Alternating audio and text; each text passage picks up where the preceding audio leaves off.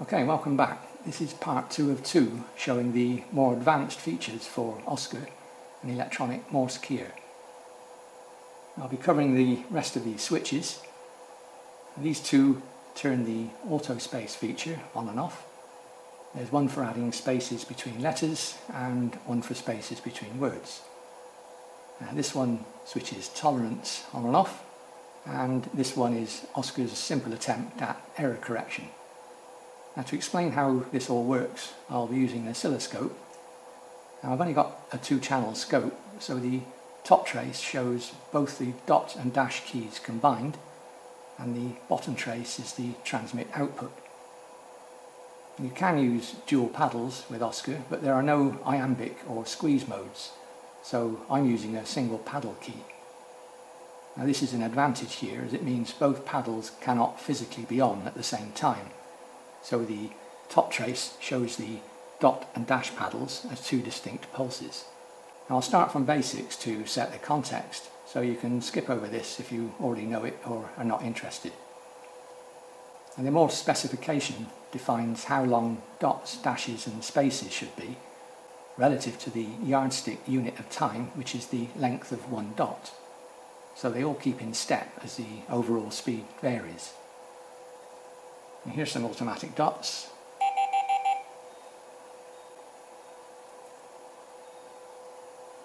So this is the dot paddle being pressed and the dot paddle being released. And this is the 5 dots of output. Now, I've set the speed to 15 words per minute, so the dot time, or 1 unit, is 80 milliseconds, and that corresponds to 1 grid division on this scope. So you can see the dots starting as soon as the paddle is pressed, 1 unit on, 1 unit off, and so on, and they stop cleanly after the paddle is released. Now, that's just basic Kyr operation. The weighting is set to the standard 50%, so the dot and gap are the same, 1 unit each. And just for interest, here's a weight of 25.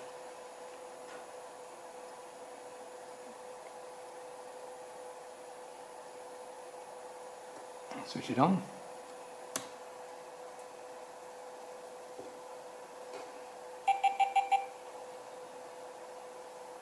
And you can see the dots are shorter, half a unit in this case, but the gaps are longer, 1.5 units, to compensate. So the overall speed is the same. I'll just turn this back off. Right, here are some dashes. And the spec says they should be 3 units long. There's the 3 there, and the same 1 unit gap between them. Okay, if this was all the key offered, you'd get perfect letters, but this doesn't equate to perfect readability. The gap between letters is completely up to you. I'm using the term letters, but I really mean symbols, which includes numbers, punctuation and prosigns. I'll just switch to decode bug mode to see how the Kyr interprets things. I'll send 2 letters, A, which is dida, and N, which is da-dit. You can see my ragged keying at the top. The dot paddle, dash paddle has been converted into perfect letters below, dida, da-dit. And the space between them, this region here, is my choice. This is when I keyed the second letter, and the second letter started there. So in this case there were 2 units between the 2 letters. I can make it longer. There we are, about 4 units long, or I can make it shorter. Just less than 2 now.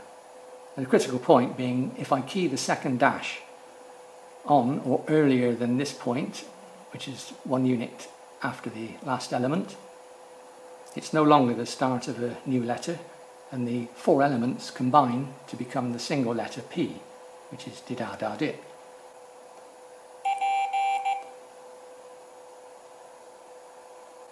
Now, there's a fine line between a listener hearing 2 separate letters and a single, completely different one. So the letter spacing is crucial to good copy. And a similar argument applies to spaces between words. Now, keyers typically have an Autospace option to try and enforce the recommended letter or word space, and that's what these two switches do. I'll turn on Autospace letters and try and send the letters A and N as if I was rushing.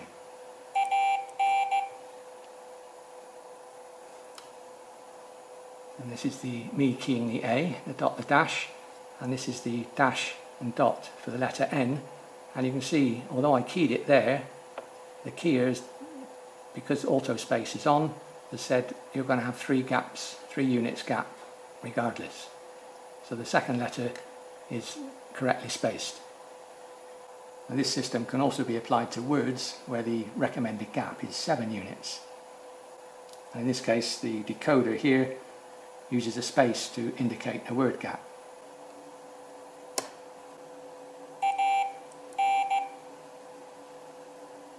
And there's the 7 units word gap.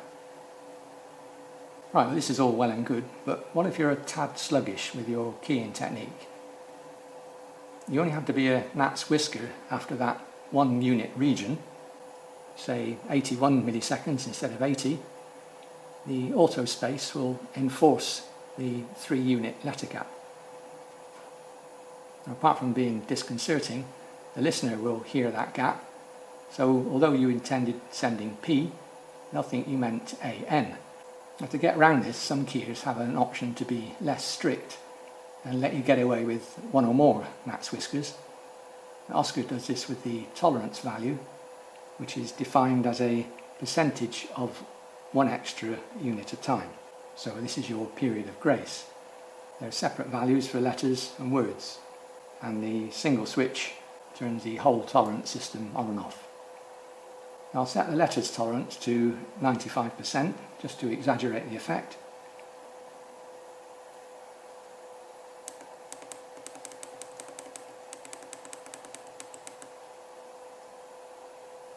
Turn tolerance on.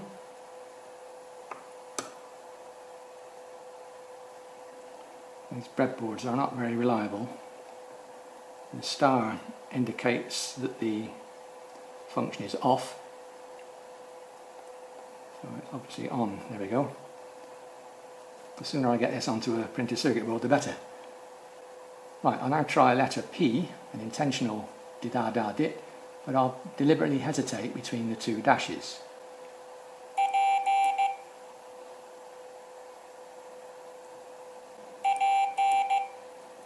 Slightly longer hesitation, and this is a better example. My second dash is 1 3/4 units away, so although I was late with the second dash, the keyer has not enforced a penalty and has sent it as soon as I keyed it. So, problem solved. But there's just one more thing in my Columbo voice. This now highlights a further problem in that the listener still hears that hesitation, and the higher the tolerance, the worse it will sound. So although Autospace with tolerance can prevent long accidental gaps, it does nothing to tell you that the listener may be struggling and that your keying really needs a bit of tidying up. And this is one of OsKyr's bonus features. It flashes a warning light every time you key within the tolerance region. So this lets you know you're running in the margins. I'll try and demonstrate that and watch the light this time.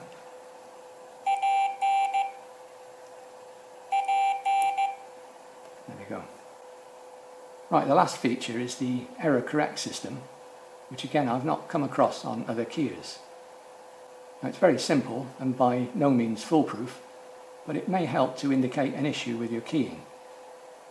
Basically, it checks each symbol as elements are keyed in, and if it's not valid, it flashes this warning light and the decoder displays a blob. I'll put an illegal character in. Now, I'm sure there'll be debates as to which symbols are included in the whitelist, but that can be refined later. Now, this in itself is not particularly useful, apart from rubbing your nose in the fact that you screwed up. and hopefully you'll notice your own error on the side tone signal, and you can send your 8-bit error code, or just pause and resend as normal. The benefit is really when you turn on the error correct switch, this one here, and OsKyr will discard that last element instead of transmitting it. And this fixes the common problem of overrunning caused by not releasing the paddles early enough. I'll try and demonstrate that with the L again. I'll do an L and overrun another dot.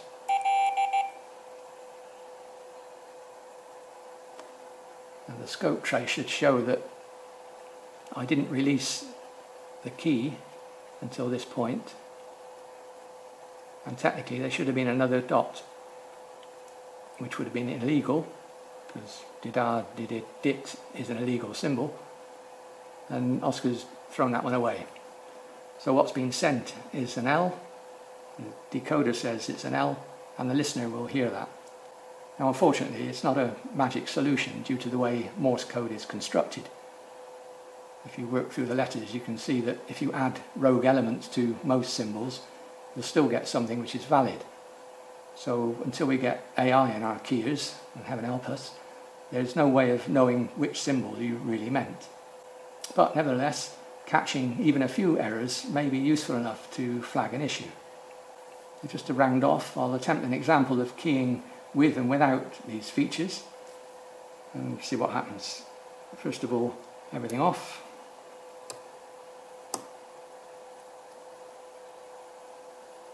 I'm leaving it at 15, which is a tad high for me, but hey ho.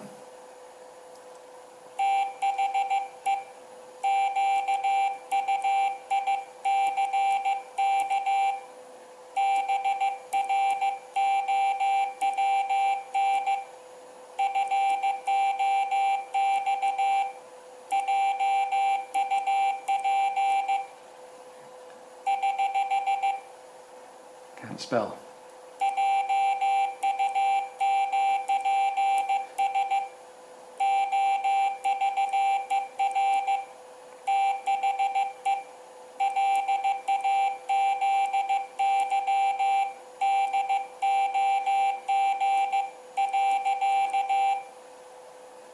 Okay, now with Autospace letters, Autospace words, a bit of tolerance, and we've got, I'll go down, I don't need this much, we'll go 10%. So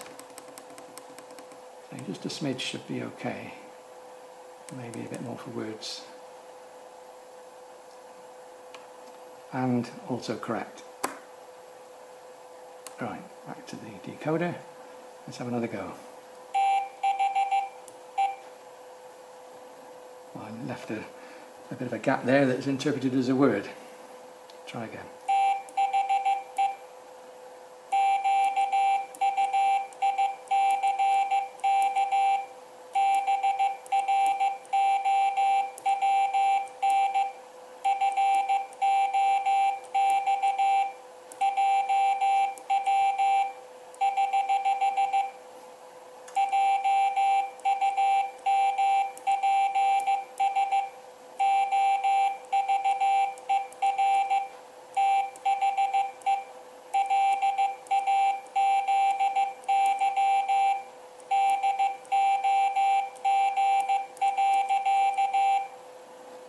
Right, well I hope you can hear that was a lot cleaner sounding. There's still errors of course, it's not perfect. You're still in control. But anyway, that's about it now. I hope that was interesting. And even if OsKyr is not for you, I'm sure there are many other features which could be added to keyers to help maintain standards on the CW bands. So if you've made your own keyer, maybe there's some food for thought. And meanwhile, I'll get working on the schematic and PCB and post any updates on the Philisound website. Links are on the screen and in the description below. So 73, and thanks for watching.